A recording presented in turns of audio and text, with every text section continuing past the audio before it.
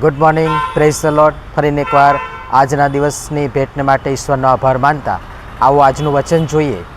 તો હવેથી આપણે એકબીજાને દોષિત ઠરાવીએ નહીં, પણ તેના કરતાં કોઈએ પોતાના ભાઈના માર્ગમાં ઠેસ કે ઠોકરરૂપ કશું મૂકવું નહીં, એવો નિશ્ચય કરવો તે સારું છે. રોમનોને પત્ર તેના 14મો અધ્યાય અને તેની 13મી કલમ. આજનો વિચાર. ખ્રિસ્તમાં અતિ પ્રિય વાલા મિત્રો, પ્રભુ ઈસુ ખ્રિસ્તના ધન્ય નામમાં આપ સર્વને ફરીને એકવાર આજની સવારની પ્રેમભરી સલામ. આપણે જો કશામાં માહિર હોઈએ, કાબેલ હોઈએ તો કદાચ હસવું પણ આવશે, પણ એ દુઃખની વાત છે અને અફસોસની વાત છે કે આપણે જો કશામાં માહિર હોઈએ તો તે છે એકબીજાને અને એમાં પણ બીજાને દોષિત ઠરાવવામાં આપણે માણસો માહિર છીએ.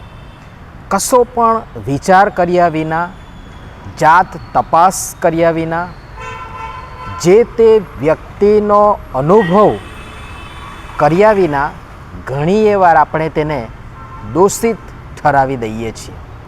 એ સાંભળેલી કથિત વાતોથી આપણે નકારાત્મક વિચારો અને વિચારસરણી કરી જે તે વ્યક્તિનો અથવા તો વ્યક્તિઓનો ન્યાય કરી બેસીએ છીએ, જે આપણું કામ જ નથી. વચન બહુ સ્પષ્ટ કહે છે અને આ રોમનોના પત્રમાં તો આ વિશે બહુ અજાયબ જેવું શિક્ષણ આપવામાં આવ્યું છે અને જોવા મળે છે. તેમ છતાં છતી આંખે આપણે આંધળાભીત થઈ આપણે એ કરી જ નાખીએ છીએ. એમાં કોઈ બેમત નથી. પણ નાવાલાઓ, આપણે એમ ન કરીએ, બલકે મારાથી મારા કોઈ ભાઈ અથવા તો બેનને ઠોકર ન લાગે એ જોવાની અને કરવાની મારી ફરજ છે, જે વિશે મારે પોતે પ્રથમ કાળજી લેવી.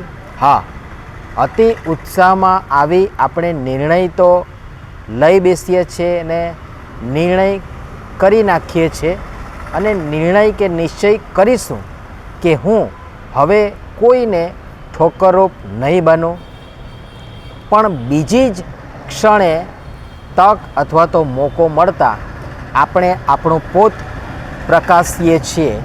પ્રભુનું વચન પણ કહે છે કે આવો નિશ્ચય કરવો એ સારું છે. આજના વચન પ્રમાણે આવો નિશ્ચય કરવો સારું છે, કિંતુ બીજી જ ક્ષણે એ નિશ્ચય એ નિર્ણયના ભાગીને ભૂક્કા થઈ જાય છે અને હું તમે આપણે કોઈને દોષિત ઠરાવીએ કે ઠોકરરૂપ બનીએ એ સારું નથી.